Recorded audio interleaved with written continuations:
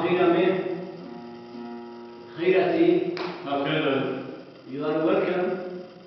Hoş geldiniz. Sağ olsun komutan var. Asla sarına tenga betiya, rudekame betiya, vardikame betiya. Hındaye dodera girore, zetore diya, emrda jetiya, asika betiya. Hındaye memleket girore,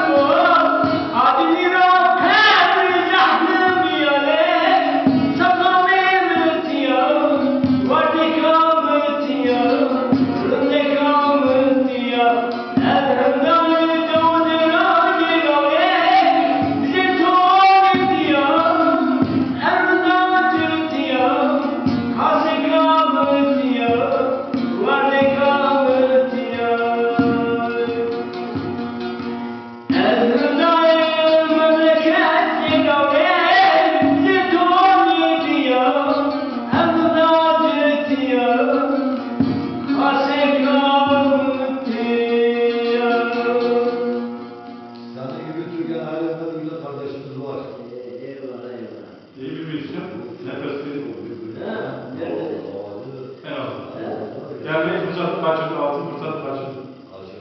Cemal anlasın, böyle gösterelim. Ben bak, Cemal böyle tarihi bir yer var mı? Atar mısın?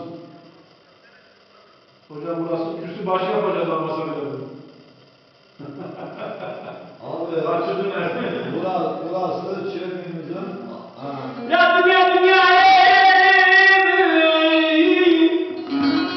bir baksın ya ya çakırsın ya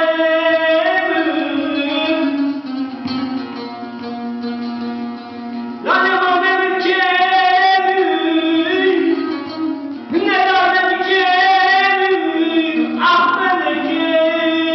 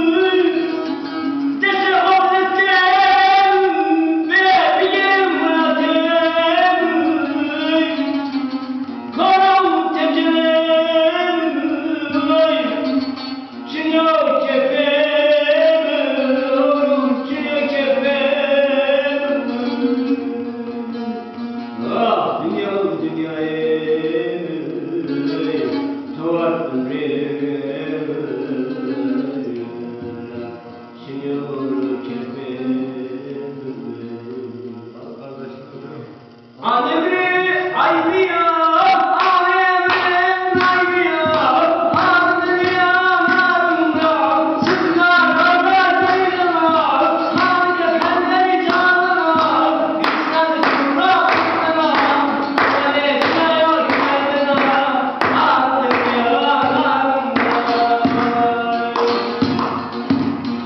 Aleyhine atımın, aynasın sevdolun, taşak koyduğun, ardın yanlarında, ardın yanlarında, ardın yanlarında.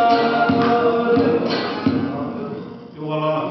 Yok bu güzel değil, bu güzeldir. Allah Allah. Bak ağzına sağlık abi. Neye var lan Ne güzel bir şey. Bizim buraların en büyük değeridir. Estağfurullah. Vallahi gel bence de az. Estağfurullah. Tamam mı?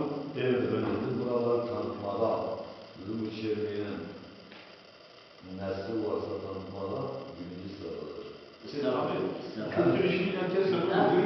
Görünüşü, yürüyüşü. Zamanını geçirmeye çalışıyorum. Biz elimde yazılan tane fakültede bir şey yapamayız ama biz de ancak fakültede tatlılarımız da yani tatlıcı olmaya çalışıyoruz kendisine. Yani komutan takip edeyim bari. Yayındayız değil mi komutan? Yayındayız. Ha, yayındayız. Ama dediğim gibi bu kültür işlerini tanıtmak, sanat işlerini tanıtmak gönül işidir yani. Böyle herkes yapamaz o mesela. Sevgi işidir. Sevgi, yürekten gelen Ben işidir. insanlarını seviyorum. İnsanlar seviyor. Dağın taşını seviyorum. Bu dağ taşı insanların hizmetine sunmaya çalışıyorum. Bu dağ taşı insanlarıma sevdirmeye çalışıyorum. Bunların o dağ taşa zarar vermemesine gayret gösteriyorum. Öğretmeye çalışıyorum. Dediğim gibi hem tabiat hem insanımız Hem doğal.